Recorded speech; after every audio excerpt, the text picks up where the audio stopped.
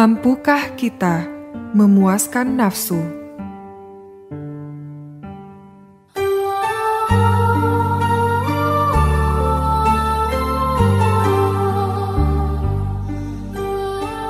Tidaklah perlu diherankan, dalam dunia hari ini yang disebut masyarakat maju dan beradab, yang dikuasai keserakahan, kebencian, curiga dan takut, semakin banyak orang yang merasa sendiri, frustasi, cemburu, dan merana, dan tidak melihat ada arti dalam hidup ini. Anak muda zaman sekarang menunjukkan ketidakmampuan untuk melihat makna kehidupan dalam beberapa cara, yang berkisar dari pelanggaran sampai kecanduan narkotika. Musuh umat manusia adalah kemelekatan yang mementingkan diri sendiri.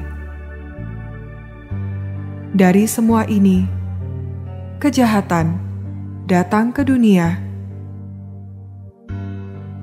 Orang selalu merindukan kenikmatan, kekayaan, dan harta. Mereka dicemari pandangan bahwa kebahagiaan terkandung dalam pemuasan nafsu-nafsu.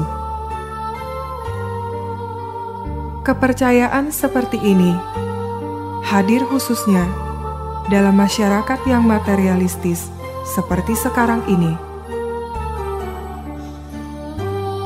Pemenuhan kebutuhan dan nafsu yang tidak merusak orang lain benar bisa membawa berbagai bentuk kebahagiaan. Tetapi, kita mesti tidak lalu berpikir bahwa kepuasan indera merupakan landasan kebahagiaan tertinggi.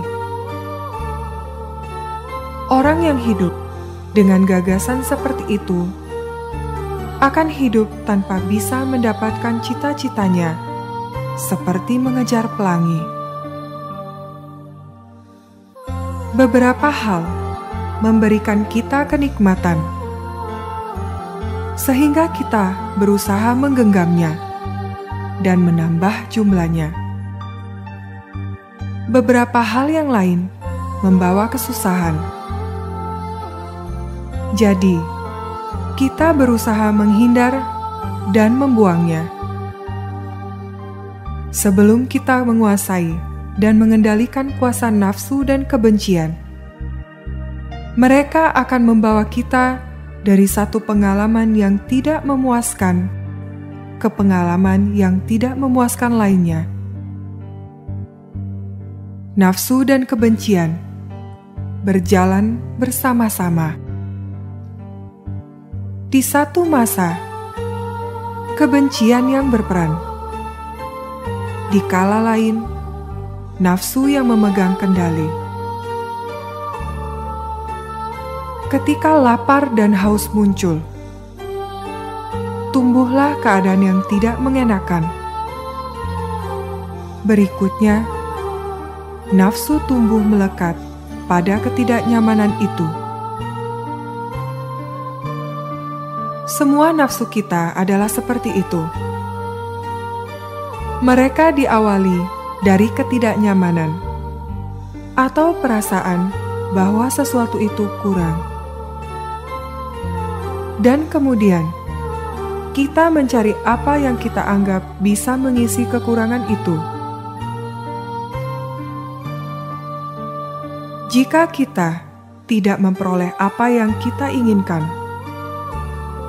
perasaan kurang terus membekas.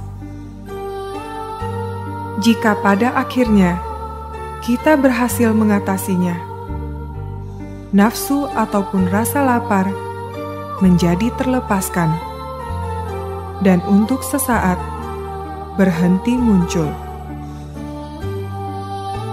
Meskipun begitu, ketika kesenangan antisipasi hilang, kita merasa ditipu dan dikecewakan. Karena apa yang kita alami tidak pernah persis dengan apa yang kita harapkan.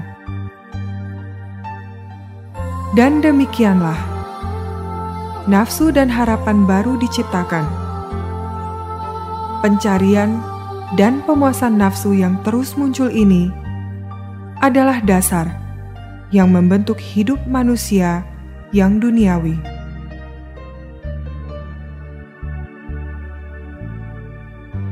Sebagian orang menghabiskan seluruh waktu mereka untuk mengumpulkan materi. Tak ada penumpukan yang bisa memuaskan mereka. Nafsu untuk mendapatkan yang lebih banyak lagi adalah tujuan hidup mereka. Ketika mereka gagal mendapatkan apa yang mereka cari, mereka menjadi kecewa. Namun, bahkan setelah mendapatkan apa yang mereka cari, mereka bisa saja tetap tidak puas seperti dulu. Objek mimpi mereka menjadi kurang indah, kurang ajaib, dan kurang menggairahkan daripada yang mereka impikan. Saat itu, harapan dan keinginan telah pergi dengan derajat yang lebih rendah, dan mereka tidak puas dengan pencapaian itu. Mereka selalu merasa bahwa rumput di kebun tetangga lebih hijau. Orang seperti ini tidak akan bahagia dan puas. Sesungguhnya, semakin banyak yang mereka punyai, semakin menyala nafsu di dalam mereka.